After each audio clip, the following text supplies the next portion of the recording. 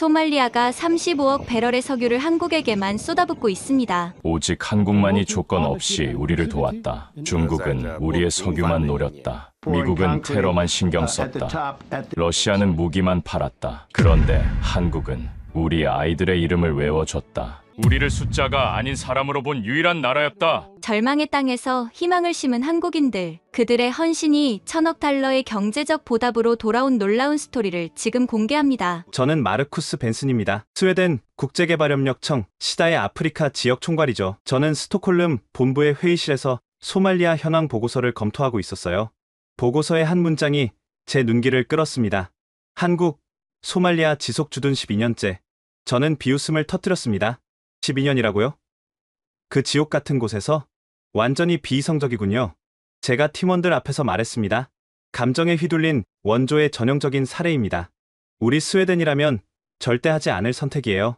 사실 저에게는 확고한 원칙이 있었습니다. 국제 개발은 철저한 비용 대비 효과 분석에 기반해야 한다는 것이죠. 측정 가능한 성과, 지속 가능한 발전, 그리고 출구, 전략. 이 세 가지가 없으면 그건 원조가 아니라 낭비입니다. 제가 이렇게 확신하게 된 계기가 있었어요. 콩고 민주공화국에서의 경험이었습니다. 당시 저는 젊은 프로젝트 매니저였죠. 5천만 달러 규모의 교육 인프라 구축 사업을 맡았었습니다. 처음엔 모든 게 순조로웠어요. 학교 50개를 건설하고 교사 1,000명을 훈련시켰습니다. 현지 정부도 적극 협조했고 주민들도 환영했죠. 저는 성공을 확신했습니다. 하지만 1년 후 재방문했을 때 저는 충격을 받았습니다. 학교 건물은 대부분 방치되어 있었고 교사들은 월급을 받지 못해 떠났더군요. 더 끔찍한 건 우리가 지원한 교육 자재들이 암시장에서 팔리고 있었다는 겁니다. 그때 깨달았습니다. 감정적 접근은 결국 실패한다는 것을요. 현지인들의 눈물에 흔들려서는 안 됩니다. 냉정한 분석과 전략적 판단만이 진정한 도움이 될 수 있어요. 그런데 한국은 소말리아에 12년이나 머물고 있다고요? 보고서를 더 읽어보니 가관이었습니다. 안보 위협은 극심하고 정치 상황은 불안정하기 그지없는데 말입니다. 다른 나라들은 어떻습니까? 제가 물었습니다. 팀원이 대답했어요. 중국은 완전 철수했습니다. 석유 시추 실패 후였죠. 미국은 대사관 직원 축소, 러시아는 모든 프로젝트 중단했습니다. 그것 봐요. 저는 고개를 끄덕였습니다. 다들 합리적인 판단을 한 거죠. 그런데 한국만 남아있다? 이건 전략이 아니라 집착입니다. 더 어이없는 건 한국의 지원 내용이었어요. 도로 건설, 우물 파기, 보건소 운영, 전부 돈만 들고 성과 측정이 어려운 사업들이었습니다. 투자 수익률은 고려조차 하지 않은 것 같았어요. 아시아 국가들의 전형적인 실수입니다. 제가 결론 지었죠. 체면과 감성에 치우쳐서 합리성을 잃는 거예요. 바로 그때였습니다. 상급자가 들어와서 예상치 못한 지시를 내렸어요. 마르쿠스, 자네가 모가디슈에 가야겠네? 유엔 주도 특별 태스크포스 회의가 있어. 소말리아 재건 관련 국제협력을 논의한다고 하니 시다 대표로 참석하게. 저는 내심 짜증이 났습니다. 왜 하필 모가디슈입니까? 제네바나 나이로비에서 하면 될 것을? 모가디슈요? 정말로 소말리아 현지에서 회의를 한다는 겁니까? 저는 믿기지 않아서 다시 물었습니다. 상급자는 단호했어요. 그래, 소말리아 정부가 강력히 요청했다고 해. 현장을 직접 보고 판단해달라는 거지. 한국이 주도하는 회의라더군. 한국이 주도한다. 이 말에 저는 더욱 회의적이 되었습니다. 경제 규모로는 세계 13위, 원조 규모로는 20위권인 나라가 무슨 자격으로 국제회의를 주도한다는 걸까요? 제가 꼭 가야 합니까? 주니어 직원을 보내도. 아니야. 이번엔 각국 고위급이 참석한다고 해. 독일은 국장급, 프랑스도 마찬가지야. 스웨덴이 빠질 수 없지. 저는 마지못해 고개를 끄덕였습니다. 하지만 속으로는 시간 낭비라고 생각했어요. 이미 실패가 확정된 곳에서 무슨 재건을 논의한다는 건지. 일주일 후, 저는 에티오피아 아디스아바바를 경유해 모가디슈로 향했습니다. 비행기에서 다시 한번 자료를 검토했어요. 소말리아의 상황은 절망적이었습니다. 국내 총생산 30억 달러, 1인당 국민소득 400달러, 전 세계 최하위 수준이었죠. 문맹률 73%, 전기 보급률 5%. 이런 나라에서 무엇을 할 수 있다는 걸까요? 모가디슈 공항에 도착했을 때 첫인상은 예상대로였습니다. 낡은 터미널, 부서진 활주로, 그리고 무장한 군인들, 전형적인 실패 국가의 모습이었어요. 그런데 이상한 점이 하나 있었습니다. 공항에서 시내로 가는 도로가 놀라울 정도로 잘 정비되어 있었다는 거예요. 포장 상태도 양호했고 가로등도 제대로 작동하고 있었습니다. 이 도로는 언제 만들어진 겁니까? 제가 현재 안내인에게 물었어요. 한국 공병대가 만들었습니다. 3년 전에 완공됐죠. 예전엔 공항에서 시내까지 우기에는 6시간이 걸렸는데 지금은 2시간이면 충분합니다. 6시간에서 2시간으로 저는 잠시 계산을 해봤습니다. 시간 단축으로 인한 경제적 효과가 상당할 것 같았어요. 하지만 여전히 의문이 들었습니다. 이런 인프라 하나로 뭐가 바뀐다는 걸까요? 호텔에 도착해서 짐을 풀고 있는데 복도에서 한국어가 들렸습니다. 문을 열고 나가보니 한국 대표단이 막 도착한 모양이었어요. 그중 한 여성이 저를 보고 인사했습니다. 안녕하세요. 코이카 소말리아 사무소 부소장 강혜원입니다. 저는 형식적으로 악수했어요. 스웨덴 시다의 마르쿠스 벤슨입니다. 아, 스웨덴에서 오셨군요. 내일 회의에서 뵙겠습니다. 그런데 그녀가 잠시 망설이더니 말했습니다. 혹시 시간 되시면 오늘 저녁에 현장을 한번 보시겠어요? 회의 전에 직접 보시면 이해가 빠르실 것 같아서요. 저는 거절하려다가 잠시 생각했습니다. 어차피 할 일도 없고 그들이 자랑하고 싶은 게 뭔지 보는 것도 나쁘지 않겠다 싶었어요. 좋습니다. 몇 시에 출발합니까? 저녁 6시. 강혜원 부소장이 호텔 로비로 왔습니다.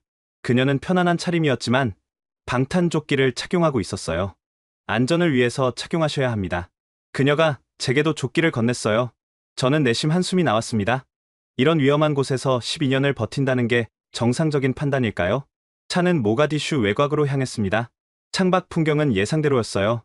무너진 건물들, 쓰레기 더미, 그리고 텅 빈 눈빛의 사람들. 전형적인 분쟁 후 국가의 모습이었죠. 그런데 30분쯤 달렸을까요? 갑자기 풍경이 바뀌기 시작했습니다. 도로 옆에 깔끔한 건물들이 나타났고 사람들의 표정도 달라 보였어요. 여기가 문대리 지역입니다. 강혜원 부소장이 설명했어요. 한국이 집중 지원하는 모델 지역이죠. 차에서 내려 마을로 들어갔습니다. 가장 먼저 눈에 띈 건 우물이었어요. 깨끗한 물이 콸콸 쏟아지고 있었고 주민들이 줄을 서서 물을 받고 있었습니다. 이전엔 물을 구하러 왕복 8시간을 걸어야 했습니다. 한 주민이 우리를 보고 다가왔어요. 이제는 5분이면 됩니다. 덕분에 아이들이 학교에 갈 수 있게 됐어요. 학교. 그 말에 저는 콩고에서의 실패가 떠올랐습니다. 학교가 제대로 운영되고 있습니까? 직접 보시죠. 강혜원 부소장이 안내했습니다. 500m쯤 걸어가니 벽돌 건물이 나타났습니다. 단순하지만 튼튼해 보이는 구조였어요. 놀라운 건 저녁 시간인데도 불이 켜져 있었다는 겁니다. 성인문의 교실이 진행 중입니다. 그녀가 설명했어요. 낮에는 아이들이, 저녁에는 어른들이 공부하죠. 교실을 들여다보니 30여 명의 성인들이 열심히 글을 쓰고 있었습니다. 칠판 앞에는 현지인 교사가 서 있었고요. 교사는 어떻게 충원했습니까? 제가 물었어요. 처음엔 한국인 자원봉사자들이 가르쳤습니다. 하지만 지금은 우리가 양성한 현지 교사들이 맡고 있어요. 월급은 마을 협동조합에서 지급합니다. 협동조합이라고요? 저는 놀라서 다시 물었습니다. 그게 가능합니까? 이런 빈곤 지역에서? 그녀는 미소 지으며 다음 장소로 안내했습니다. 학교 뒤편에 있는 농장이었어요. 이 3,000평방미터 정도의 땅에 다양한 작물이 자라고 있었습니다. 시범 농장입니다. 한국 농업 전문가들이 현지 기후에 맞는 작물과 재배법을 개발했어요. 수확물 일부를 팔아서 그 수익으로 교사 월급을 지급하는 거죠. 저는 할 말을 잃었습니다. 이건 제가 알던 원조 방식과는 완전히 달랐어요. 단순히 돈을 주고 끝나는 게 아니라 자립할 수 있는 시스템을 만들어준 거였습니다. 다음으로 간 곳은 보건소였습니다. 깔끔한 흰색 건물에 태양광 패널이 설치되어 있었어요. 전기는 어떻게 해결했습니까? 제가 물었습니다. 태양광으로 기본 전력을 공급하고 비상시를 대비해 발전기도 있습니다. 백신 냉장고와 기본 의료 장비를 운영하는 데 충분해요. 보건소 안으로 들어가니 간호사가 아이에게 예방접종을 하고 있었습니다. 대기실에는 산모들이 앉아 있었고요. 하루 평균 환자가 몇 명입니까? 50에서 70명 정도입니다. 예전엔 가장 가까운 병원까지 이틀을 걸어가야 했어요. 많은 사람들이 가는 도중에 죽었죠. 그때 한 여성이 아기를 안고 들어왔습니다. 아기가 열이 심한 것 같았어요. 간호사가 즉시 체온을 재고 진단을 시작했습니다. 말라리아, 양성입니다. 간호사가 말했어요. 바로 치료 시작하겠습니다. 저는 놀랐습니다. 말라리아 진단 키트가 있습니까? 네. 한국에서 지원한 간이 진단 키트예요. 15분이면 결과가 나옵니다. 아기는 즉시 치료를 받기 시작했습니다. 어머니의 안도하는 표정이 인상적이었어요. 마을을 나오면서 저는 복잡한 심경이었습니다. 분명 인상적인 성과들이었지만 과연 지속 가능할까요? 그리고 이런 작은 성공이 소말리아 전체를 바꿀 수 있을까요? 다음날 아침, UN 소말리아 임시본부에서 회의가 시작되었습니다. 각국 대표들이 모여 있었고 분위기는 예상외로 진지했어요. 회의장에 들어서자 한 사람이 눈에 띄었습니다. 소말리아 보건부 차관 아브라함 마카치였어요. 그의 표정에는 뭔가 절박함이 묻어났습니다. 한국 측 수석 대표가 발표를 시작했습니다. 지난 12년간의 성과를 설명하는 내용이었죠. 솔직히 처음엔 별로 기대하지 않았습니다. 어차피 과장된 수치일 거라고 생각했으니까요. 그런데 발표 내용은 예상과 달랐습니다. 실패 사례도 솔직하게 공개했고 한계점도 인정했어요. 그리고 구체적인 데이터를 제시했습니다. 영아 사망률이 1000명당 96명에서 52명으로 감소했습니다. 45% 감소율입니다. 저는 메모를 하다가 멈췄습니다. 45%라고요? 이 수치가 사실이라면 놀라운 성과였어요. 안전한 식수 접근성이 18%에서 52%로 증가했습니다. 초등학교 취학률은 23%에서 67%로 올랐고요. 숫자들이 계속 나왔지만 저는 여전히 의심스러웠습니다. 그때 아브라함 차관이 갑자기 일어났어요. 잠시만요. 그가 손을 들었습니다. 제가 직접 증언하고 싶습니다. 회의장이 조용해졌습니다. 차관은 천천히 말을 시작했어요. 여러분은 숫자로 듣고 계시지만 저는 현장에서 직접 봤습니다. 제 고향 마을 이야기를 하겠습니다. 그는 잠시 숨을 고르더니 계속했습니다. 제 조카 딸이 말라리아에 걸렸습니다. 8살이었죠. 병원까지는 사흘 길이었고 우기라 길도 끊겼어요. 결국 제품에서 숨을 거뒀습니다. 회의장에 무거운 침묵이 흘렀어요. 그런데 작년 같은 마을에서 기적이 일어났습니다. 이웃집 아이가 똑같이 말라리아에 걸렸어요. 하지만 이번엔 달랐습니다. 마을 보건소에서 즉시 진단받고 30분 만에 치료가 시작됐죠. 그 아이는 지금 건강하게 학교에 다닙니다. 차관의 목소리가 떨리기 시작했습니다. 이 차이를 만든 게 누구입니까? 바로 한국입니다. 그들은 가장 먼저 왔고 가장 오래 머물렀으며 가장 깊이 우리를 이해했습니다. 저는 차관의 진정성에 놀랐습니다. 정치적 수사가 아니라 진심에서 우러나온 말이었어요. 중국은 석유를 원했습니다. 미국은 안보를 원했죠. 프랑스는 영향력을, 러시아는 무기 시장을 원했습니다. 하지만 한국은 달랐어요. 그들이 원한 건 단 하나, 우리가 스스로 일어서는 것이었습니다. 차관은 각국 대표들을 하나씩 바라보며 말했습니다. 그래서 우리 정부는 결정했습니다. 한국과 200년을 함께하고 싶습니다. 아니, 함께해야만 합니다. 200년이라는 말에 회의장이 술렁였습니다. 저도 놀라서 펜을 떨어뜨릴 뻔했어요. 프랑스 대표가 손을 들었습니다. 200년이라니, 그게 현실적입니까? 차관이 대답했습니다. 우리 아이들, 그 아이들의 아이들까지 생각한다면 200년도 짧습니다. 진정한 발전은 세대를 거쳐 이뤄지는 거니까요. 독일 대표도 질문했습니다. 하지만 왜 하필 한국입니까? 더 큰 경제력을 가진 나라들도 있는데? 차관은 잠시 생각하더니 말했습니다. 작년 우기 때 일입니다. 반군 활동으로 UN 직원들이 대피했어요. 미국 대사관도 문을 닫았죠. 그런데 한국 의료진은 그대로 있었습니다. 총성이 들리는 와중에도 수술을 계속했어요. 왜냐고 물었더니 환자를 두고 갈 수 없다고 하더군요. 저는 그 말에 뭔가 울컥했습니다. 의료진이 위험을 무릅쓰고 환자를 지켰다는 게 인상적이었어요. 그들은 우리를 통계로 보지 않았습니다. 한 명 한 명의 이름을 기억했어요. 우리 아이들의 생일도 축하해줬고 우리가 아플 때 함께 울어줬습니다. 이런 나라가 또 있습니까? 회의장은 조용했습니다. 모두가 차관의 말에 빠져들어 있었어요.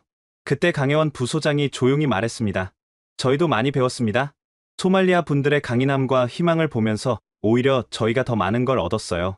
점심 휴식 시간, 아브라함 차관이 제게 다가왔습니다. 마르쿠스 씨, 오후에 보르 지역을 방문할 예정인데 함께 가시겠습니까? 직접 보시면 이해가 빠를 겁니다. 보르는 모가디슈에서 북쪽으로 200km 떨어진 오지였습니다. 솔직히 가고 싶지 않았어요. 위험하기도 하고 시간 낭비일 것 같았거든요. 하지만 거절하기도 애매해서 결국 동행하기로 했습니다. 소형 비행기를 타고 1시간쯤 날아가니 보르 공항이 나타났습니다. 활주로라고 하기엔 민망한 흙바닥이었지만 그래도 비행기가 착륙할 수 있다는 게 다행이었어요. 공항에서 차로 30분을 더 가니 마을이 나왔습니다. 첫 인상은 솔직히 충격적이었어요. 제가 생각했던 것보다 훨씬 체계적이었거든요. 마을 중앙에는 큰 우물이 있었고 그 주변으로 학교, 보건소, 시장이 배치되어 있었습니다. 단순해 보이지만 효율적인 구조였어요. 이게 바로 한국식 통합개발 모델입니다. 차관이 설명했어요. 물, 교육, 의료, 경제를 하나로 연결한 거죠. 우물가에는 여인들이 모여 있었습니다. 그런데 단순히 물을 깃는 게 아니었어요. 뭔가 회의를 하고 있는 것 같았습니다. 마을 여성 협동조합 회의예요. 현지 통역사가 설명했습니다. 물 관리, 위생 교육, 소액 대출 사업을 논의하고 있어요. 저는 놀랐습니다. 소액 대출이요? 네. 한국이 초기 자금을 지원했지만 지금은 자체 운영됩니다. 여성들이 작은 사업을 시작할 수 있도록 돕는 거죠. 한 여성이 우리를 보고 다가왔습니다. 밝은 미소가 인상적이었어요. 저는 에스더예요. 이 조합의 회장이죠. 그녀가 자랑스럽게 말했습니다. 작년에 대출받아서 재봉틀을 샀어요. 지금은 교복을 만들어 팔고 있습니다. 수익은 어떻습니까? 제가 물었어요. 한 달에 $200 정도 벌어요. 예전엔 상상도 못했던 돈이죠. 덕분에 아이들 셋을 모두 학교에 보낼 수 있게 됐어요. 학교 이야기가 나와서 우리는 학교로 향했습니다. 수업이 한창이었는데 놀라운 건 디지털 기기를 활용하고 있다는 거였어요. 태블릿 PC예요. 강혜원 부소장이 설명했습니다. 인터넷은 안 되지만 교육 콘텐츠가 저장되어 있어요. 교과서가 부족한 문제를 해결하는 방법이죠. 아이들은 태블릿으로 수학 문제를 풀고 있었습니다. 표정들이 진지하면서도 즐거워 보였어요. 선생님은 몇 명입니까? 제가 물었습니다. 정규 교사 6명, 보조 교사 4명입니다. 모두 이 지역 출신이에요. 한국에서 훈련받고 돌아온 사람들이죠. 그때 한 선생님이 우리에게 다가왔습니다. 젊은 남성이었는데 뭔가 특별해 보였어요. 저는 사무엘입니다. 수학 교사예요. 그가 영어로 말했습니다. 사실 저도 이 학교 졸업생입니다. 졸업생이라고요? 저는 놀랐습니다. 네. 간신히 졸업했어요. 그때는 천막 교실이었죠. 한국 선생님들이 가르쳐 주셨는데 특히 수학 선생님이 인상 깊었어요. 그분처럼 되고 싶어서 교사가 됐습니다. 이건 정말 놀라운 일이었습니다. 불과 7년 만에 학생이 교사가 되어 돌아온 거잖아요. 이게 바로 지속 가능한 발전의 모습이 아닐까요? 다음은 보건소였습니다. 여기서 더 놀라운 걸 봤어요. 수술실이 있었던 겁니다. 간단한 수술이 가능합니다. 의료진이 설명했어요. 맹장염, 제왕절개 같은 응급 수술을 할 수 있어요. 예전엔 이런 환자들이 대부분 죽었죠. 마침 한 산모가 검진을 받고 있었습니다. 초음파 기계로 태아 상태를 확인하는 모습이 인상적이었어요. 이 초음파 기계는 어떻게? 제가 묻자 강혜원 부소장이 웃으며 대답했습니다. 중고 의료장비 재활용 프로젝트예요. 한국 병원에서 교체하는 장비를 정비해서 보내는 거죠. 새 장비의 10분의 1 가격이지만 충분히 쓸 만합니다. 실용적이면서도 효과적인 접근이었습니다. 저는 점점 한국의 방식에 감탄하게 되었어요. 마을을 떠나기 전 장터에 들렀습니다. 작지만 활기찬 시장이었어요. 농산물, 수공예품, 심지어 휴대폰 충전 서비스까지 있었습니다. 이 모든 게 언제부터 시작됐습니까? 제가 물었어요. 차관이 대답했습니다. 한국이 우물을 판 게 시작이었어요. 물이 생기니 사람이 모이고, 사람이 모이니 시장이 생기고, 시장이 생기니 일자리가 생겼죠. 모든 게 연결되어 있습니다. 돌아오는 비행기 안에서 저는 깊은 생각에 잠겼습니다. 제가 본 건 단순한 원조가 아니었어요. 마을 전체를 살리는 유기적인 시스템이었습니다. 그날 저녁, 호텔바에서 각국 대표들과 비공식 모임이 있었습니다. 다들 낮에 본 것들에 대해 이야기하고 있었어요. 프랑스 대표가 먼저 입을 열었습니다. 인상적이긴 했지만 지속 가능성이 의문입니다. 한국이 계속 지원할 수 있을까요? 독일 대표도 동의했어요. 맞아요. 우리도 아프리카에서 비슷한 프로젝트를 했지만 결국 현지 정부의 부패로 실패했죠. 그때 강혜원 부소장이 조용히 말했습니다. 차이점이 뭔지 아십니까? 우리는 정부를 통하지 않고 주민들과 직접 일했습니다. 그리고 단순히 주는 게 아니라 함께 만들어갔어요. 그게 뭐가 다릅니까? 프랑스 대표가 물었어요. 강혜원 부소장은 잠시 생각하더니 이야기를 시작했습니다. 저는 중국이 철수할 때를 기억합니다. 그들은 막대한 투자를 했지만 결국 포기했죠. 왜일까요? 그들은 소말리아를 자원 공급처로만 봤기 때문입니다. 석유가 나오지 않자 바로 떠났어요. 다들 고개를 끄덕였습니다. 중국의 철수는 유명한 사건이었으니까요. 미국은 어땠습니까? 그들은 안보를 최우선으로 했죠. 테러 위협이 커지자 바로 규모를 축소했습니다. 현지인들과의 관계보다 자국민 보호가 중요했으니까요. 미국 대표가 불편한 표정을 지었지만 사실이었기에 반박하지 못했습니다. 러시아는 무기를 팔려고 했고 프랑스는 구식민지 영향력을 유지하려 했죠. 다들 자기들이 원하는 게 있었습니다. 하지만 강혜원 부소장이 우리를 둘러보며 말했습니다. 한국은 달랐습니다. 우리가 원한 건 단 하나, 친구가 되는 것이었어요. 친구라는 말에 몇몇이 코웃음을 쳤습니다. 국제 정치에서 친구란 말이 얼마나 공허한지 다들 알고 있었으니까요. 하지만 강혜원 부소장은 진지했습니다. 웃으실 수도 있어요. 하지만 이게 진실입니다. 우리는 처음부터 다르게 접근했어요. 상하 관계가 아닌 수평적 관계를 만들려고 했죠. 그때 아브라함 차관이 합류했습니다. 그는 조용히 앉더니 말했어요. 제가 증언하죠. 다른 나라 사람들은 우리를 헤이유라고 불렀습니다. 하지만 한국 사람들은 이름을 물었어요. 그리고 기억했죠. 차관은 감정이 복받쳐 오르는 듯 했습니다. 제 이름은 아브라함입니다. 제 아내는 메리, 딸은 그레이스예요. 한국 의료진은 이 이름들을 모두 기억합니다. 심지어 그레이스 생일에 작은 선물을 준비하기도 했어요. 그게 뭐가 중요합니까? 프랑스 대표가 물었습니다. 차관이 대답했습니다. 당신은 통계를 봅니다. 하지만 그들은 사람을 봤어요. 그 차이가 모든 걸 바꿨습니다. 저는 그 말에 뭔가 울컥했습니다. 콩고에서 제가 놓쳤던 게 바로 그것이었어요. 저도 현지인들을 숫자로만 봤던 거죠. 또 하나 차이가 있어요. 강혜원 부소장이 말을 이었습니다. 우리는 약속을 지켰습니다. 무슨 약속이요? 독일 대표가 물었어요. 함께하겠다는 약속이요. 저희 나라에 내전이 재발했을 때 모든 외국인들이 대피했습니다. 유엔도 직원들을 철수시켰죠. 하지만 상록수부대는 남았습니다. 민간인 보호를 위해서요. 그녀의 목소리가 떨렸습니다. 그때 우리 부대원 한 명이 민간인을 구하다가 총에 맞았어요. 23살이었죠. 회의장이 조용해졌습니다. 그 장례식에 마을 사람 1000명이 왔습니다. 소말리아 전통 방식으로 사흘 밤낮을 함께 울어줬어요. 그들이 말했습니다. 이 사람은 우리 가족이다라고. 저는 숨을 죽이고 들었습니다. 그 후로 현지인들이 우리를 대하는 태도가 완전히 바뀌었어요. 진짜 가족처럼 우리를 보호하고 도와줬죠. 그래서 우리가 12년을 버틸 수 있었던 겁니다. 차관이 고개를 끄덕였습니다. 맞아요. 한국인들은 우리를 위해 피를 흘렸습니다. 그런 나라가 또 있습니까? 저는 깊이 생각에 잠겼습니다. 효율성, 전략, 투자, 수익률. 제가 중요하게 여겼던 것들이 과연 진짜 중요한 것일까요? 다음날 아침, 예정에 없던 일정이 추가되었습니다. 말라위 난민 캠프 방문이었어요.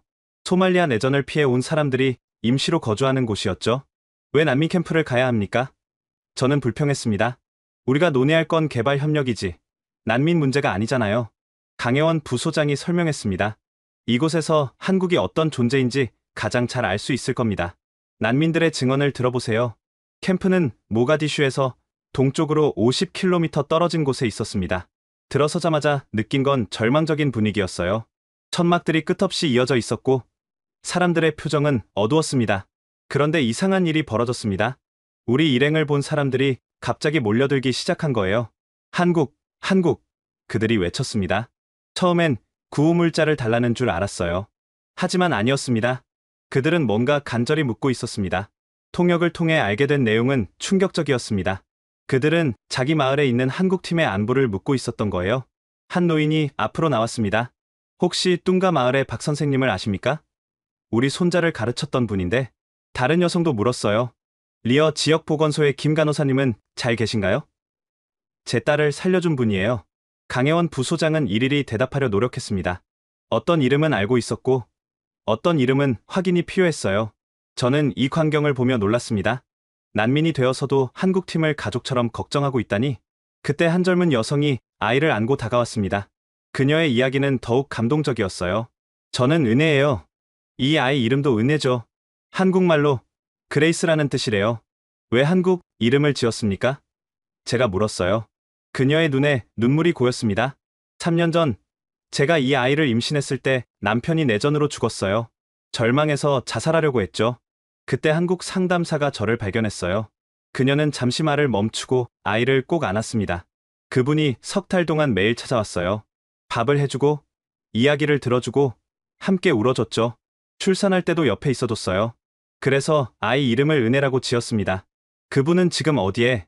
강혜원 부소장이 물었어요. 작년에 한국으로 돌아가셨어요. 하지만 여전히 편지를 주고받아요. 아이 사진도 보내드리고요.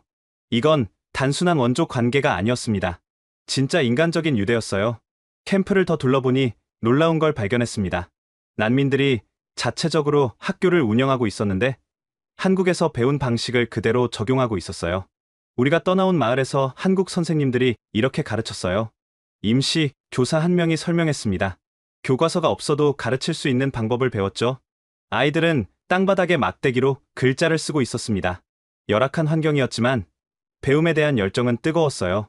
왜 이렇게까지 공부하려고 합니까? 제가 물었어요. 한 소년이 대답했습니다. 한국 선생님이 말했어요. 지식은 아무도 빼앗을 수 없는 재산이라고.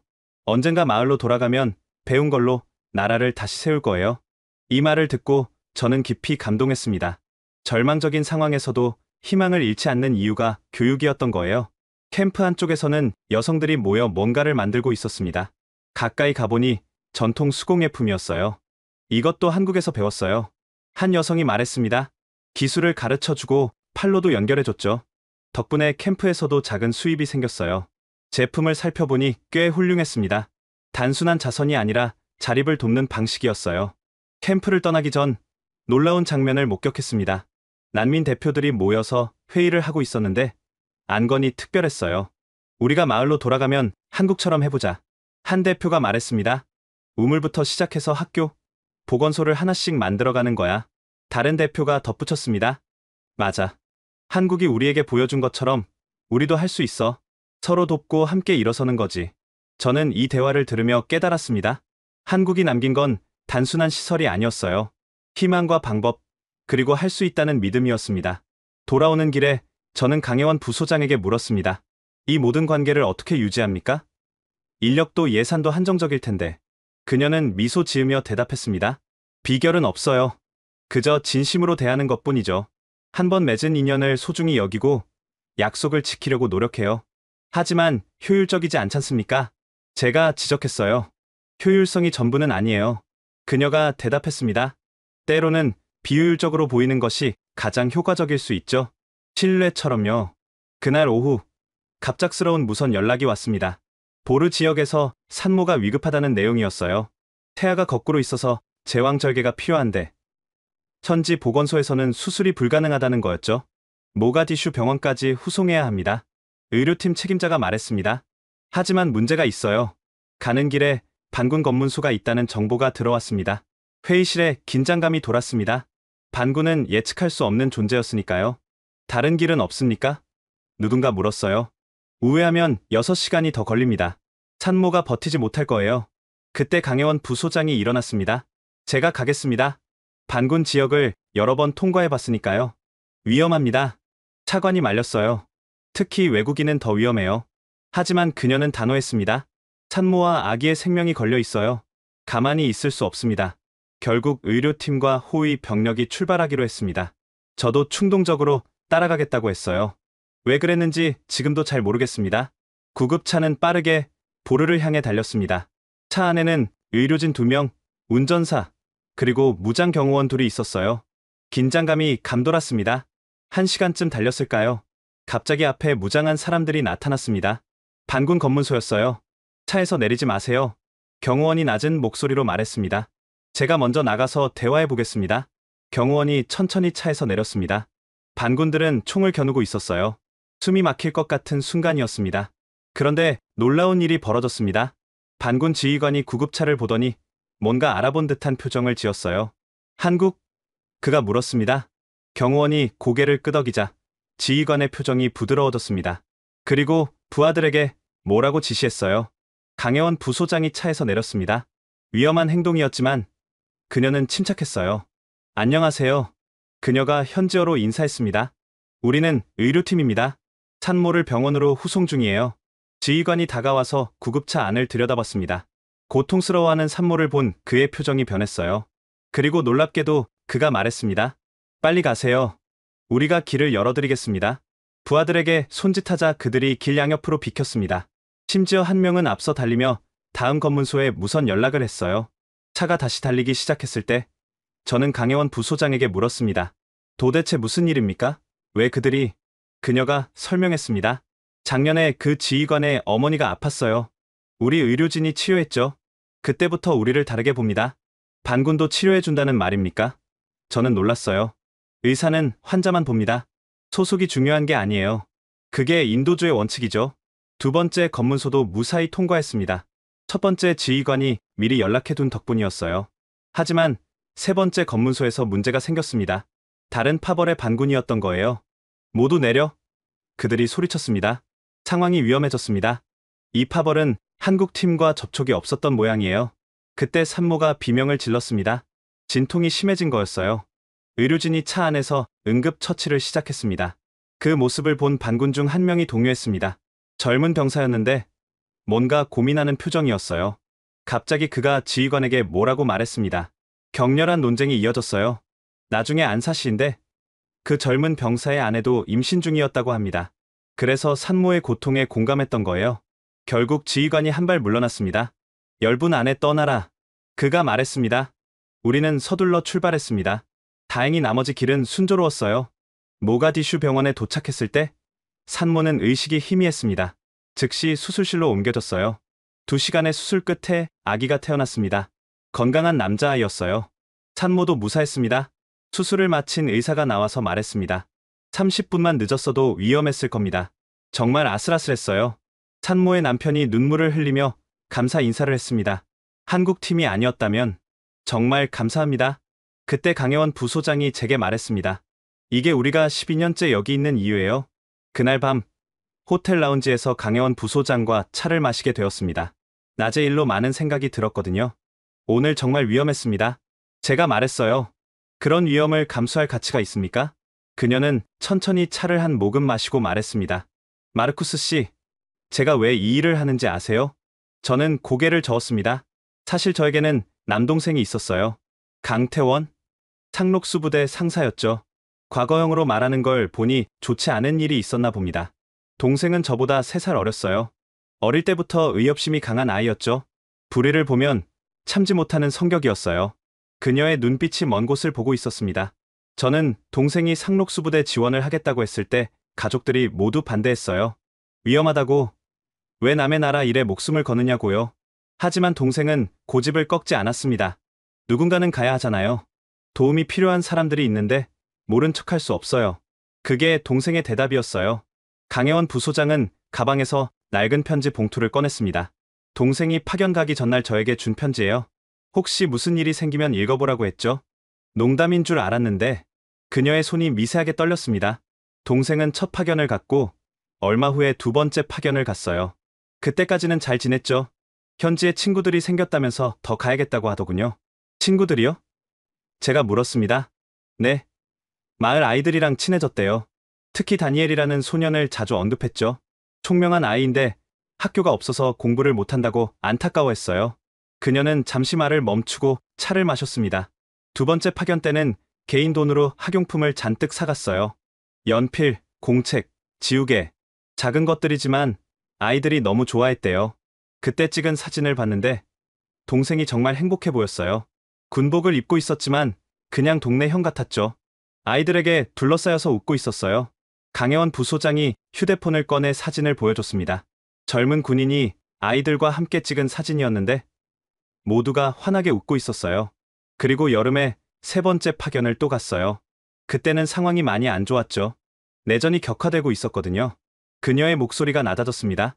7월 18일. 그날도 평범한 날이었대요.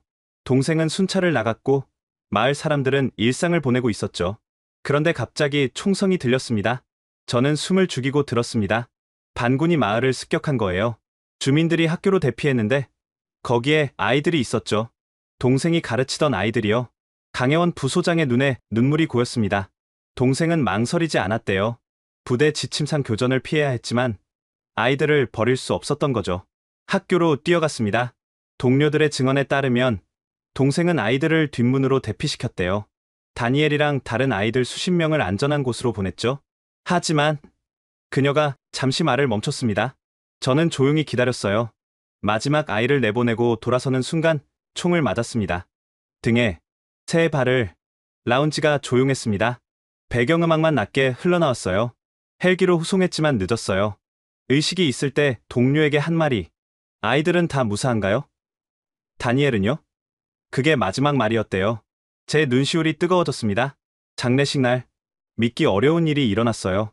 그 마을에서 사람들이 왔는데 1000명이 넘었습니다. 위험을 무릅쓰고 온 거예요. 강혜원 부소장이 편지를 만지작거렸습니다. 마을 장로가 우리 부모님께 말했어요. 당신의 아들은 우리 아이들의 목숨을 구했습니다. 그는 영원히 우리 마을의 아들입니다. 그리고 그들은 소말리아 전통 장례를 치러줬어요. 사흘 밤낮을 우리와 함께 울어줬죠. 다니엘이라는 소녀는 동생의 관을 놓지 않았대요. 그녀가 편지를 펼쳤습니다. 이제야 이 편지를 읽어드릴 수 있을 것 같네요. 낡은 종이에 반듯한 글씨가 적혀 있었습니다. 누나, 이 편지를 읽고 있다면 제게 무슨 일이 생긴 거겠죠? 너무 슬퍼하지 마세요. 저는 후회하지 않아요. 소말리아에 와서 많은 걸 배웠어요. 진짜 가난이 뭔지, 진짜 고통이 뭔지 봤죠. 하지만 더 중요한 걸 봤어요. 희망을 잃지 않는 사람들의 힘을요. 여기 아이들은 우리나라 아이들과 똑같아요. 웃고, 울고, 꿈꾸죠. 단지 기회가 없을 뿐이에요. 누군가는 그 기회를 만들어줘야 하지 않을까요? 제가 지킨 것이 있다면 그건 생명이 아니라 희망이었으면 좋겠어요. 이 아이들이 자라서 자기 나라를 다시 세울 수 있도록 그 희망의 씨앗이 되고 싶었어요. 누나도 알죠? 우리가 받은 것을 나누는 게 얼마나 중요한지. 대한민국이 폐허에서 일어선 것처럼 소말리아도 일어설 거예요. 우리가 함께 한다면요. 부모님께는 자랑스러운 아들이었다고 전해주세요. 그리고 누나, 제 목까지 살아주세요. 사랑해요. 편지를 읽는 동안 저도 모르게 눈물이 흘렀습니다. 그 후로 저는 동생의 유지를 이어받기로 했어요. 강혜원 부소장이 말했습니다. 군인이 될 수는 없었지만 다른 방법으로 돕고 싶었죠. 그래서 코이카에 지원했고 소말리아 담당을 자원했어요. 7년째 이 일을 하고 있습니다. 힘들지 않습니까? 제가 물었어요. 힘들죠. 하지만 동생이 지키려 했던 아이들을 볼 때마다 힘이 나요. 다니엘은 지금 고등학생이 됐어요. 의사가 되고 싶대요. 그녀는 미소 지었습니다. 동생이 심은 희망의 씨앗이 자라고 있는 거죠. 그걸 보면 동생도 기뻐할 거예요. 저는 할 말을 잃었습니다. 이런 개인적인 희생과 헌신이 한국의 소말리아 활동 뒤에 있었다니. 그래서 우리는 떠날 수 없어요. 강혜원 부소장이 마지막으로 말했습니다. 여기엔 우리 가족이 있으니까요. 다음날 회의는 완전히 다른 분위기로 시작됐습니다. 소말리아 정부 대표단이 거대한 서류 뭉치를 들고 왔거든요. 오늘 우리는 역사적인 제안을 하려고 합니다. 아브라함 차관이 일어서며 말했습니다. 프로젝터에 띄워진 첫 슬라이드를 보고 모두가 숨을 죽였습니다. 소말리아 한국 100년 파트너십 1000억 달러 프로젝트라는 제목이었어요. 1000억 달러요? 프랑스 대표가 놀라서 물었습니다. 그게 현실적입니까? 차관이 차분히 설명했습니다. 이건 단순한 원조 요청이 아닙니다. 상호 이익을 위한 장기 투자 제안이에요. 다음 슬라이드가 나왔습니다. 소말리아의 자원 현황이었죠. 우리나라엔 확인된 석유 매장량만 35억 배럴입니다. 구리, 금, 다이아몬드도 상당량 매장되어 있고요. 하지만 우리에겐 이걸 개발할 기술과 자본이 없습니다. 그래서 한국과 손을 잡고 싶은 겁니다. 하지만 과거처럼 자원만 가져가는 방식이 아니에요. 진정한 동반 성장을 원합니다. 구체적인 내용이 공개되었습니다. 7개의 핵심 분야에 대한 포괄적 협력이었어요. 첫째, 에너지 분야, 석유 개발뿐 아니라 정유시설 건설, 현지 기술자 양성까지 포함되어 있었습니다. 우리는 원유를 팔기만 하는 나라가 되고 싶지 않습니다. 차관이 강조했습니다. 가공하고, 유통하고, 이익을 창출하는 전 과정을 배우고 싶어요. 둘째, 인프라 구축, 도로, 철도, 항만, 공항 건설 계획이었습니다. 한국은 한강의 기적을 이뤘죠. 그 경험을 우리와 나눠주길 바랍니다. 나일강의 기적을 함께 만들어요. 셋째, 농업 현대화. 소말리아는 비옥한 땅을 가졌지만 기술이 부족했습니다. 한국의 새마을 운동처럼 우리도 농촌을 바꾸고 싶습니다. 자급자족을 넘어 수출까지 할 수 있는 농업 강국이 되고 싶어요. 넷째, 교육 시스템. 초등교육부터 대학까지 전면적인 개혁이었습니다. 한국의 교육열을 배우고 싶습니다. 지식이 가장 큰 자원이라는 걸 한국이 증명했으니까요. 다섯째, 의료 체계. 병원 건설뿐 아니라 의료 인력 양성이 핵심이었습니다. 더 이상 우리 국민이 간단한 병으로 죽는 걸 보고 싶지 않습니다. 한국의 의료보험 시스템도 도입하고 싶어요. 여섯째, 정보통신 인프라. 놀랍게도 소말리아는 디지털 도약을 꿈꾸고 있었습니다. 유선을 건너뛰고 바로 무선으로 가려고 합니다. 한국의 IT 기술로 전 국민을 연결하고 싶어요. 마지막으로 거버넌스 개선, 투명하고 효율적인 정보 시스템 구축이었습니다. 한국의 전자정보 시스템을 벤치마킹하고 싶습니다. 부패를 줄이고 효율을 높이는 방법을 배우고 싶어요. 저는 이 제안의 규모에 압도되었습니다. 이건 단순한 개발 원조가 아니라 국가 전체를 재설계하는 프로젝트였어요. 왜 하필 한국입니까? 독일 대표가 물었습니다. 이런 대규모 프로젝트는 여러 나라가 컨소시엄을 구성하는 게 일반적인데 차관의 대답은 단호했습니다. 신뢰 때문입니다. 한국은 12년간 단 한 번도 우리를 실망시킨 적이 없어요. 어려울 때 떠나지 않았고 약속을 어기지 않았습니다. 더 중요한 건 한국은 우리를 동등한 파트너로 대해줬다는 거예요. 시혜를 베푸는 게 아니라 함께 성장하려고 했죠. 그는 각국 대표들을 둘러보며 말했습니다. 솔직히 말씀드리죠. 중국은 자원만 가져갔습니다. 미국은 안보만 신경 썼고요. 프랑스는 과거 식민지 시절처럼 우리를 대했습니다. 좀 거친 표현이었지만 반박하는 사람은 없었습니다. 하지만 한국은 달랐어요. 그들은 우리에게 물고기를 주는 대신 낚시하는 법을 가르쳐줬습니다. 그리고 함께 낚시했죠. 강혜원 부소장이 조심스럽게 말했습니다. 저희도 영광이지만 이런 대규모 프로젝트는 한국 단독으로는 어렵습니다. 다른 나라들과 협력해야. 그래서 조건이 있습니다. 차관이 말했습니다. 한국이 주도하되 다른 나라들도 참여할 수 있습니다. 단, 한국의 철학을 따라야 해요. 한국의 철학이라면? 제가 물었습니다. 함께 성장하는 것, 일방적 지원이 아닌 상호 발전, 그리고 무엇보다 사람을 중심에 두는 것. 회의장이 술렁거렸습니다. 모두가 이 제안의 의미를 파악하려 애쓰고 있었어요. 저는 깊이 생각했습니다. 이건 단순한 개발 프로젝트가 아니었어요. 국제협력의 새로운 모델을 만드는 일이었습니다. 점심시간, 각국 대표들은 소그룹으로 모여 열띤 토론을 벌였습니다. 저는 유럽 국가 대표들과 함께였어요. 솔직히 충격적입니다. 독일 대표가 말했습니다. 한국이 이런 신뢰를 얻었다니. 프랑스 대표는 불편한 표정이었습니다. 우리가 뭔가 놓친 게 있는 것 같군요. 그때 네덜란드 대표가 의미심장한 말을 했습니다. 어쩌면 우리가 개발 협력을 너무 비즈니스로만 봤는지도 모릅니다. 한국은 관계를 먼저 생각한 것 같은데. 저는 지난 며칠간 본 것들을 떠올렸습니다. 난민들이 한국팀 이름을 기억하는 모습, 반군조차 길을 열어준 일, 강혜원 부소장 동생의 희생. 우리도 변해야 할 것 같습니다. 제가 말했습니다. 효율성도 중요하지만 진정성이 더 중요할 수도 있어요. 오후 회의가 재개되자 분위기가 달라져 있었습니다. 각국 대표들의 표정이 진지해졌어요. 저는 손을 들고 발언권을 얻었습니다. 스웨덴을 대표해서 말씀드립니다. 우리는 그동안 개발 협력에서 효율성과 측정 가능한 성과만을 추구했습니다. 회의장이 조용해졌습니다. 하지만 이번에 소말리아에서 본 것은 우리의 접근 방식을 재고하게 만들었습니다. 한국이 보여준 것은 단순한 원조가 아니라 진정한 파트너십이었습니다. 저는 강혜원 부소장을 바라보며 계속했습니다. 특히 인상 깊었던 것은 지속성입니다. 12년간 한결같이 함께한다는 것. 그것이 얼마나 큰 의미인지 깨달았습니다. 따라서 스웨덴은 이 프로젝트에 참여하고 싶습니다. 한국의 리더십을 인정하고 새로운 방식을 배우고자 합니다. 제 발언이 끝나자 다른 나라들도 연이어 입장을 밝혔습니다. 독일 대표가 일어났습니다. 독일도 참여하겠습니다. 특히 기술 교육과 직업훈련 분야에서 협력하고 싶습니다. 네덜란드도 가세했습니다. 수자원 관리와 농업 분야에서 우리의 경험을 공유하겠습니다. 놀랍게도 프랑스까지 태도를 바꿨습니다. 과거의 실수를 인정합니다. 새로운 방식으로 다시 시작하고 싶습니다. 미국 대표는 좀 더 신중했지만 긍정적이었습니다. 안보와 거버넌스 분야에서 협력할 용의가 있습니다. 단, 투명성이 보장되어야 합니다. 일본 대표도 손을 들었습니다.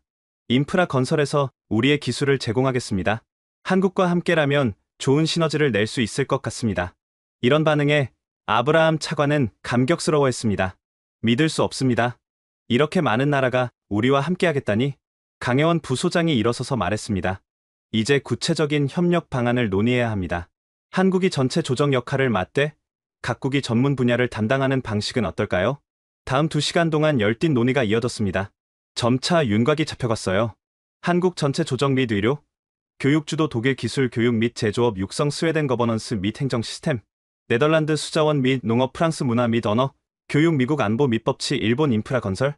총 투자 규모는 1,000억 달러에서 800억 달러로 조정되었습니다. 기간은 100년에서 50년으로 현실화했고요. 이게 바로 진정한 국제협력입니다. 차관이 감동스러워하며 말했습니다. 한 나라가 아니라 여러 나라가 함께, 하지만 한국의 정신으로. 그때 저는 깨달았습니다. 한국이 만든 건 단순한 신뢰가 아니었어요. 국제협력의 새로운 패러다임이었습니다. 회의가 끝날 무렵 각국 대표들이 자발적으로 박수를 쳤습니다. 강혜원 부소장과 한국팀을 향한 박수였어요. 저도 일어서서 박수를 쳤습니다. 며칠 전만 해도 비웃었던 제가 말이에요. 회의 마지막 날, 특별한 일정이 추가되었습니다. 한국이 지원한 교육 프로그램 졸업생들을 만나는 시간이었어요. 모가디슈 시내의 한 컨퍼런스홀에 젊은이들이 모여 있었습니다. 놀랍게도 200명이 넘었어요. 이들은 지난 10년간 한국의 교육 지원을 받은 청년들입니다. 강혜원 부소장이 소개했습니다. 이제 이들이 소말리아의 미래를 이끌어갈 거예요. 첫 번째 발표자는 25살의 청년 의사였습니다. 저는 조셉입니다.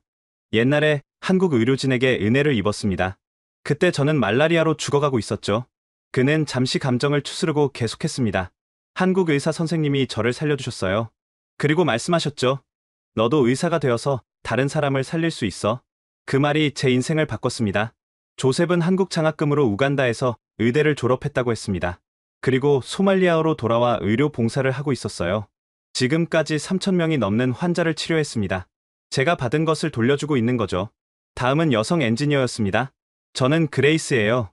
한국 공병대가 우리 마을에 다리를 놓을 때 저는 12살이었어요.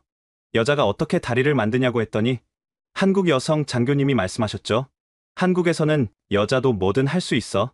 그녀는 토목공학을 공부했고 지금은 정부에서 인프라 프로젝트를 담당하고 있었습니다. 제가 설계한 도로로 구급차가 달립니다. 그때마다 그 장교님 생각이 나요. 청년들의 발표가 이어졌습니다. 교사, 간호사, 농업 전문가, IT 개발자, 다양한 분야에서 일하고 있었어요. 특히 인상 깊었던 건 사무엘이라는 청년이었습니다. 저는 강태원 상사님께 수학을 배웠어요. 그분은 우리를 지키다가 돌아가셨죠. 회의장이 숙연해졌습니다. 강혜원 부소장의 눈에 눈물이 맺혔어요. 상사님이 가르쳐준 건 수학만이 아니었어요. 희망을 잃지 않는 법, 어려운 사람을 돕는 법, 그리고 용기를 내는 법이었죠. 사무엘은 지금 고등학교 수학 교사가 되어 500명이 넘는 학생을 가르치고 있었습니다. 제 학생 중에 의대 진학생이 5명, 공대 진학생이 8명 있어요. 그들이 또 다른 사람들을 가르칠 거예요. 상사님이 심은 씨앗이 계속 자라는 거죠. 청년들의 이야기를 들으며 저는 깊은 감동을 받았습니다. 이들이 바로 살아있는 증거였어요. 한국식 개발 협력이 만든 진짜 변화의 증거. 질의응답 시간에 독일 대표가 물었습니다. 여러분이 받은 교육에서 가장 중요했던 건 무엇입니까? 한 청년이 대답했습니다. 지식도 중요했지만 더 중요한 건 마음이었어요. 한국 선생님들은 우리를 진심으로 믿어줬어요. 우리도 할 수 있다고, 우리나라도 발전할 수 있다고. 프랑스 대표가 물었습니다. 앞으로의 계획은 무엇입니까? 여러 청년이 동시에 대답했습니다. 우리가 배운 것을 더 많은 사람에게 전하는 거예요. 더 많은 아이들이 교육받을 수 있도록 돕고 싶어요. 언젠가 우리도 다른 나라를 도울 수 있기를 바라요. 그때 조셉이 일어서서 말했습니다. 저희가 준비한 게 있습니다. 청년들이 앞으로 나와 합창을 시작했습니다. 놀랍게도 한국 노래였어요. 고향의 봄이었죠. 나의 살던 고향은 꽃피는 산골. 발음은 서툴렀지만 진심이 담겨 있었습니다. 강혜원 부소장은 참지 못하고 눈물을 흘렸어요. 노래가 끝나고 조셉이 말했습니다. 한국은 우리에게 봄을 가져다 줬어요. 이제 우리가 그 봄을 소말리아 전체에 퍼뜨릴 거예요. 청년들과의 만남을 마치고 나오면서 저는 확신했습니다. 소말리아의 미래는 밝다고. 이런 청년들이 있는 한, 그리고 한국이 한 일의 진정한 가치를 깨달았습니다. 건물이나 도로가 아니라 사람을 키운 것. 그것이 가장 지속 가능한 발전이었어요. 이틀 후 모가디슈의 정부 청사에서 역사적인 조인식이 열렸습니다. 소말리아 재건을 위한 국제협력 협정 서명식이었죠. 소말리아 대통령이 직접 참석했고 각국 대표들도 본국에서 급히 날아온 고위 인사들로 교체되었습니다. 그만큼 중요한 행사였어요. 행사장은 간소했지만 의미가 깊었습니다. 소말리아 전통 문양으로 장식되어 있었고 한쪽 벽에는 지난 12년간의 협력 사진들이 걸려 있었어요. 특히 눈에 띄는 사진이 있었습니다. 한국 군인들과 소말리아 아이들이 함께 웃고 있는 사진이었죠. 그 속에 강태원 상사의 모습도 보였습니다. 서명식이 시작되기 전 소말리아 대통령이 연설을 했습니다. 오늘은 우리나라 역사의 새로운 장을 여는 날입니다. 절망의 땅이었던 이곳에 희망의 싹이 트고 있습니다. 대통령은 각국 대표들을 바라보며 말했습니다. 특별히 대한민국에 감사드립니다. 가장 어두운 시절에도 우리와 함께해준 진정한 친구입니다. 그리고 놀라운 발표를 했습니다. 우리 정부는 오늘부로 한국 우호 기념일을 제정합니다. 매년 7월 18일 우리를 위해 목숨을 바친 강태원 상사를 기리는 날입니다. 강혜원 부소장이 놀라서 입을 가렸습니다. 이건 예상하지 못한 일이었어요. 대통령이 계속했습니다. 그리고 모가디슈에 한국평화공원을 조성할 것입니다. 우리의 우정을 영원히 기억하기 위해서요. 이어서 본격적인 서명이 시작되었습니다. 총 8개국이 참여하는 대규모 협정이었죠. 한국 대표가 먼저 서명했습니다. 이어서 소말리아, 스웨덴, 독일, 네덜란드, 프랑스, 미국, 일본 순으로 서명이 이어졌어요. 제가 스웨덴을 대표해 서명할 때 손이 떨렸습니다. 이 서명이 단순한 문서가 아니라 새로운 시대의 시작이라는 걸 알았으니까요. 모든 서명이 끝나자 박수가 터져 나왔습니다. 역사적인 순간이었어요. 그때 아브라함 차관이 마이크를 잡았습니다. 잠시만 시간을 주십시오. 우리 국민을 대표해서 한 말씀 드리고 싶습니다. 차관은 감정이 북받친 목소리로 말했습니다. 12년 전 우리는 세계에서 가장 젊은 나라였지만 가장 희망 없는 나라였습니다. 태어나자마자 내전에 휩싸였고 세계는 우리를 포기했죠. 하지만 한국은 달랐습니다. 그들은 와서 물었어요. 무엇이 필요하세요? 어떻게 도와드릴까요? 명령하지 않고 물었습니다. 차관은 각국 대표들을 둘러보았습니다. 그리고 그들은 약속을 지켰어요. 비가 와도 총성이 들려도 위험이 닥쳐도 떠나지 않았습니다. 심지어 목숨을 바치기도 했죠. 강혜원 부소장이 고개를 숙였습니다. 오늘 여러분이 서명한 것은 단순한 개발 협력이 아닙니다. 이것은 신뢰의 증거이고 희망의 약속입니다. 차관은 목소리를 높였습니다. 우리는 약속합니다. 언젠가 우리도 누군가를 도울 수 있는 나라가 되겠다고. 받은 사랑을 나눌 수 있는 나라가 되겠다고. 그리고 그때 우리는 말할 겁니다. 이것은 한국에서 배운 것이다. 함께 사는 법을 그들이 가르쳐줬다고. 연설이 끝나자 기립박수가 이어졌습니다. 많은 사람들이 눈물을 흘렸어요. 저도 마찬가지였습니다. 공식 행사가 끝나고 리셉션이 이어졌습니다. 소말리아 전통 음식과 한국 음식이 함께 준비되어 있었어요. 저는 강혜원 부소장에게 다가가 말했습니다. 정말 대단한 일을 해내셨습니다. 당신과 당신의 동생, 그리고 모든 한국 분들이요. 그녀는 겸손하게 웃었습니다. 우리는 그저 친구가 되려고 했을 뿐이에요. 진짜 대단한 건 소말리아 사람들이죠. 그들이 희망을 잃지 않았으니까요. 그때 다니엘이라는 청년이 다가왔습니다. 강태원 상사가 구했다는 그 소년이 이제 대학생이 되어 있었어요. 유나. 그가 강혜원 부소장을 불렀습니다. 형이 하늘에서 기뻐하실 거예요. 형이 꿈꾸던 소말리아가 되어가고 있으니까요. 강혜원 부소장이 다니엘을 안아주었습니다. 그 모습을 보며 저는 생각했어요. 이것이 진정한 국제협력의 모습이라고. 조인식 다음 날 마지막 일정이 있었습니다. 소말리아 청년 대표들과의 간담회였어요. 약 50명의 청년들이 모였습니다. 대학생, 젊은 공무원, 교사, 의료진 등 다양한 분야의 미래 리더들이었죠. 간담회는 한 청년의 질문으로 시작되었습니다. 선진국이 되면 꼭 다른 나라를 도와야 하나요? 흥미로운 질문이었습니다. 강혜원 부소장이 대답했어요. 의무는 아니에요. 하지만 한국은 도움을 받았던 나라로서 그 은혜를 잊지 않으려고 해요. 나눔의 기쁨도 알게 되었고요. 다른 청년이 물었습니다. 우리 같은 가난한 나라도 언젠가 다른 나라를 도울 수 있을까요? 이번엔 제가 대답했습니다. 물론입니다. 도움은 꼭 물질적인 것만이 아니에요. 경험, 지혜, 문화도 나눌 수 있죠. 소말리아가 겪은 아픔과 그것을 극복한 경험은 비슷한 상황의 나라들에게 큰 도움이 될 거예요. 그때 한 여학생이 일어섰습니다. 저는 미래에 대한 꿈이 있어요. 들어주시겠어요? 모두가 고개를 끄덕였습니다. 저는 아프리카 전체를 생각해요. 우리 대륙에는 소말리아처럼 어려운 나라들이 많아요. 언젠가 소말리아가 안정되면 우리가 그들을 도우러 가고 싶어요. 그녀의 목소리에는 확신이 담겨 있었습니다. 한국이 우리에게 해준 것처럼 우리도 할 수 있어요. 학교를 짓고, 우물을 파고, 아픈 사람을 치료하고, 무엇보다 희망을 전할 수 있어요. 다른 청년들도 자신의 꿈을 이야기하기 시작했습니다. 저는 의사인데 아프리카 의료 봉사단을 만들고 싶어요. 저는 교사로서 문맹 퇴치 운동을 대륙 전체로 확산시키고 싶어요. 저는 엔지니어인데 아프리카 국가들을 연결하는 도로망을 건설하고 싶어요. 그들의 꿈은 원대했지만 공허하지 않았습니다. 한국에서 배운 구체적인 방법론이 있었으니까요. 한 청년이 특별한 제안을 했습니다. 소말리아 평화봉사단을 만들면 어떨까요? 젊은이들이 자원해서 다른 나라를 돕는 거예요. 한국의 해외봉사단처럼요. 여러 청년이 호응했습니다. 좋은 생각이야. 우리가 받은 걸 나누는 거지. 처음엔 작게 시작해도 돼. 중요한 건 시작하는 거야. 강혜원 부소장이 감동스러워하며 말했습니다. 여러분의 꿈을 듣고 있으니 가슴이 벅차요. 이미 여러분은 함께 사는 세상의 의미를 알고 있네요. 마지막으로 청년 대표가 준비한 선언문을 낭독했습니다. 우리 소말리아 청년들은 선언합니다. 우리는 절망의 땅에서 태어났지만 희망의 씨앗을 품고 있습니다. 우리는 도움을 받았지만 이제 도움을 줄 준비를 하고 있습니다.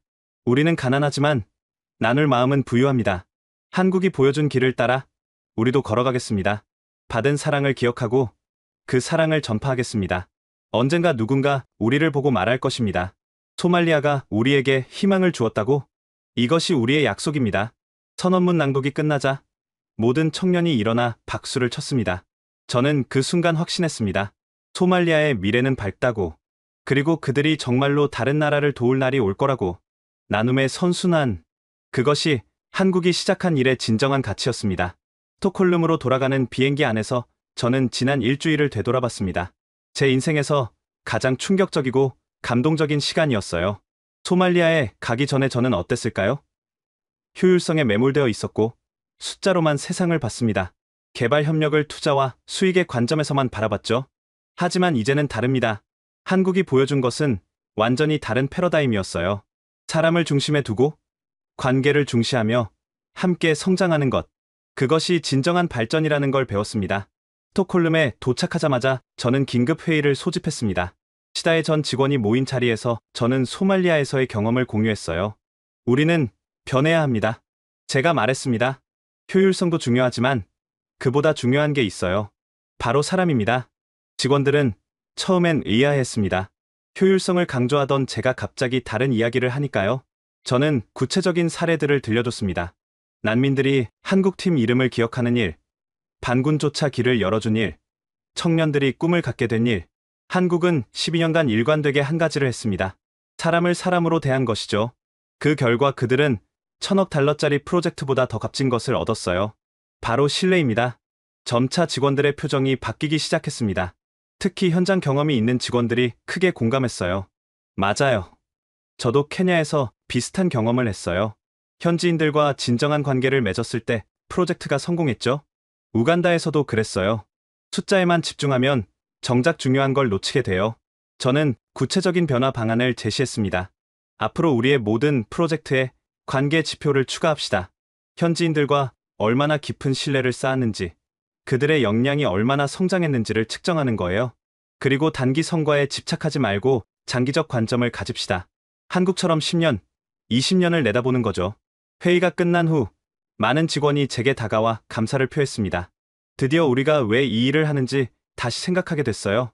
숫자 뒤에 숨어있던 사람들이 보이기 시작했어요. 한 달 후, 저는 스웨덴 정부에 보고서를 제출했습니다. 제목은 인간 중심 개발 협력 한국 모델에서 배우다였어요.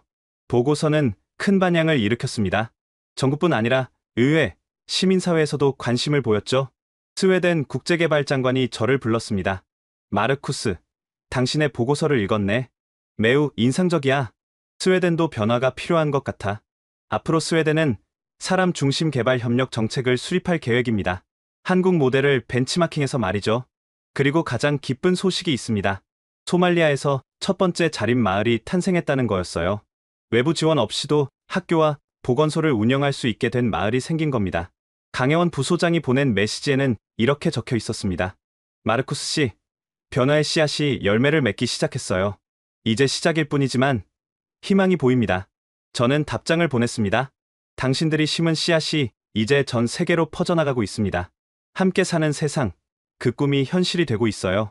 창밖을 보니 스톡홀름의 하늘이 맑았습니다.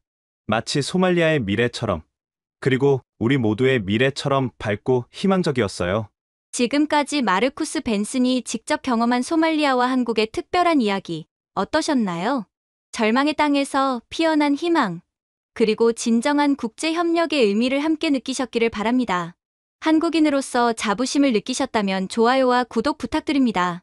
그리고 이 감동적인 이야기를 더 많은 분들이 알 수 있도록 공유해주세요.